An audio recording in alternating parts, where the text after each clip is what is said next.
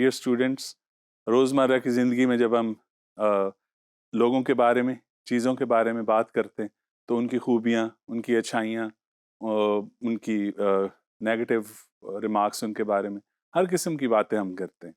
तो ये जो चीज़ों की, लोगों की, नाउन्स की, यानी जो नाम होते हैं, इनके बारे में जो लफ्ज़ हमें इंग्लिश के अंदर उनकी कैरेक्टरिस्टिक्स या उनकी एट्रीब्यूट्स, पॉजिटिव नेगेटिव कुछ भी जो बताए, उसको हम एडजेक्टिव कहते हैं।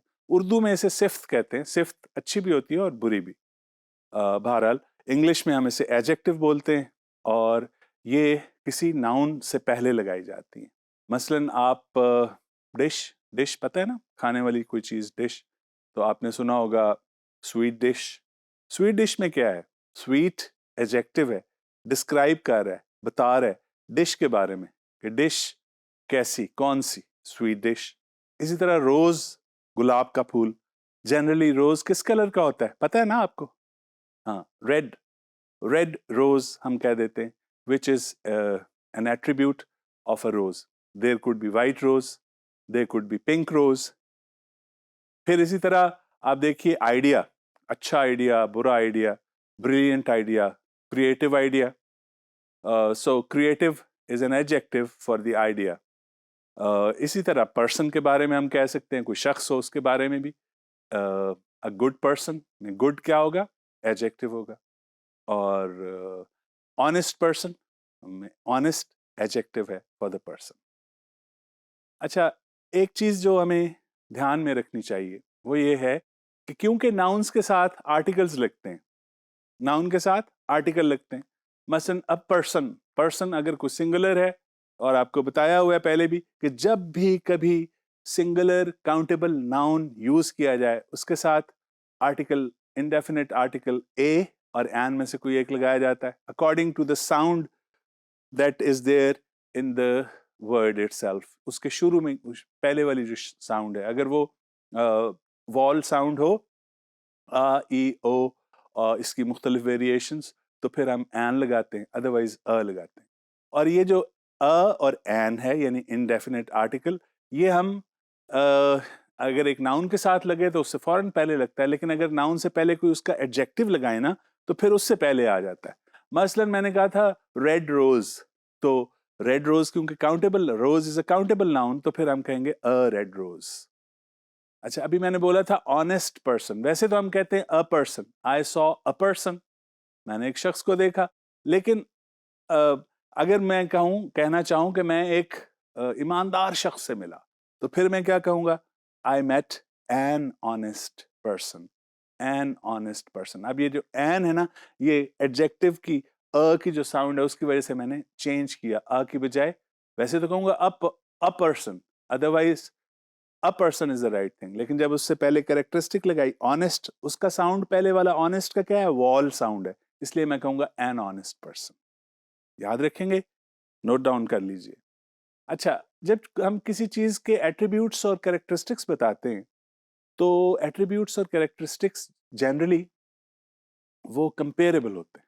मसलन आप माशाल्लाह यू कुड बी टॉल, लेकिन आपका भाई आपसे भी ज्यादा टॉल है, अ टॉल स्टूडेंट, तो आपका भाई जो है वो आपसे भी ज्यादा टॉल है, तो फिर हम कहेंगे कि your brother is taller than you. कहते हैं ना, आपका भाई आपसे ज्यादा बड़ा है। तो एट्रीब्यूट्स, कैरेक्टरिस्टिक्स जो हैं वो कंपेरेबल होते हैं। तो फिर इसी तरह जो एडजेक्टिव हैं वो भी कंपेरेबल होने चाहिए, बिल्कुल होते हैं।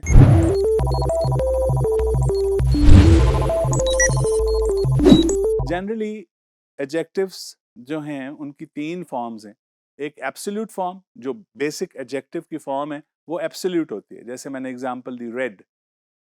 और फिर एक कंपैरेटिव फॉर्म है, जो हम कंपैरेटिव डिग्री एक्सप्रेस करने के लिए, जब हम बताना चाहें कि जब हम तकाबली जायजा लें दो एक जैसे नाउन्स का, तो उनके दरमियान में कंपैरेटिव डिग्री आती है। यानी दो एक जैसे एट्रीब्यूट्स का, नाउन्स का, दो के दरमियान में कंपैरिजन हो, तो फिर सेकंड डिग्री जिसे हम कहते हैं कंपैरेटिव डिग्री।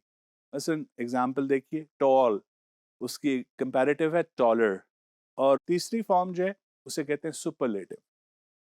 कंपैरेटिव यूज होता है जब हम कंपेयर कर रहे हो दो चीजों को। मिसाल के तौर पे my book is older than your book, इसमें क्या आ रहा है? ई आर वाली फॉर्म, ओल्डर सेकंड फॉर्म जिसे कहते हैं, ओल्ड, ओल्डर, ओल्ड एक्स। अच्छा, कुछ इरेगुलर एडजेक्टिव्स भी हैं। इरेगुलर का मतलब है कि उनकी ये वाली फॉर्म्स नहीं होती, डिफरेंट हो सकती हैं। मसलन गुड है ना, गुड अच्छे के लिए हम यूज करते हैं, तो उसकी good, better, best. Good absolute है और उसकी कंपैरेटिव है बेटर और उसका सुपरलेटिव है बेस्ट।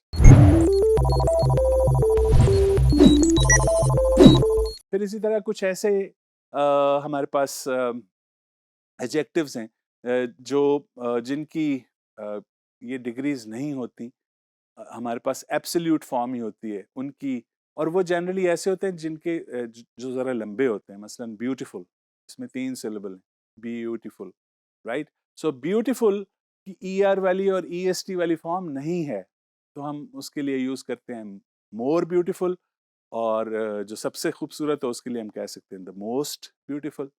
मसलन आप कह सकते हैं क्राइसेंथेमम, एक गेंदे का फूल, मसलन chrysanthemum is more beautiful than a rose, right. लेकिन अगर आप कहना चाहें कि क्राइसेंथेमम सबसे सबसे ज्यादा खूबसूरत है, तो फिर आप क्या कहेंगे? Chrysanthemum is the most beautiful of all flowers. जब जो द मोस्ट हम उस वक्त लगाते हैं या सुपरलेटिव हम उस वक्त लगाते हैं जब हम उसको, उस नाउन को अपनी पूरी कैटेगरी के अंदर बताना चाहें कि वो सबसे बेहतर है या सबसे बड़ा है या सबसे छोटा है, एक्सेट्रा। और याद रखिए कि जो सुपरलेटिव है, जैसे हमने कहा टॉलेस्ट, बिगेस्ट, स्मॉलेस्ट, इनके साथ द जरूर लगाया जाता है। द के बगैर अगर आप कहेंगे ना मसलन Burj Khalifa is tallest building in the world, तो गलत हो जाएगा। Burj Khalifa is the tallest building in the world. इन चीजों को याद रखिए। फिर इसके अलावा एक और चीज जो आपको पता होनी चाहिए कि सारे के सारे जो एडजेक्टिव्स हैं वो सारे के सारे आपको जैसे मैंने कहा रेगुलर एक तो नहीं मिलते। दूसरा आप हमने देखा कि कुछ ऐसे हैं कि जो मोर और द मोस्ट के साथ यूज किए जाते हैं। एक तीसरी किस्म के भी एडजेक्टिव्स हैं जिनको कहा जाता है पार्टिसिपल एडजेक्टिव्स। अब पार्टिसिपल क्या है? ये वर्ब की आपने फॉर्म सुनी होंगी, first form, second form, third form. मसलन वर्ड है स्पीक, तो इसका पास्ट फॉर्म जो है वो क्या है? स्पोक। और तीसरी को कहा जाता है पास्ट पार्टिसिपल फॉर्म, स्पोकन। अच्छा, ये जो पास्ट पार्टिसिपल है एक ये वाला, और एक प्रेजेंट पार्टिसिपल होता है which is the verb plus ING. Verb plus ING. मसलन मैंने अभी जो लफ्ज बोला था, चलिए और ले लेते हैं वर्ब की example. Sleep, sleeping, right, writing, read, reading. ये जो आईएनजी वाली फॉर्म है ये प्रेजेंट पार्टिसिपल कहलाती है, और जिसे हम generally third form of the verb कहते हैं वो पास्ट पार्टिसिपल फॉर्म कहलाती है। तो ये जो दोनों फॉर्म्स हैं, present participle form of the verb, past participle form of the verb, इनके साथ ये कभी भी स्टैंड अलोन वर्ब के तौर पे यानी अकेले वर्ब के तौर पे यूज नहीं होती। मसलन कैसे, क्या कहने का मतलब है मेरा? मसलन एक वर्ब है गो। अब इसको, इसकी फर्स्ट फॉर्म स्टैंड अलोन होती है। हम कह सकते हैं वी गो टू मस्जिद एवरी डे, ठीक है, गो एज इट इज आ गया। और पास्ट में बात करनी हो तो हम कहते हैं वी वेंट टू मस्जिद यस्टरडे, ठीक है ना। लेकिन इसकी जो थर्ड फॉर्म है ना, पास्ट पार्टिसिपल फॉर्म, वो और जो आईएनजी वाली फॉर्म है वो स्टैंड अलोन नहीं होती।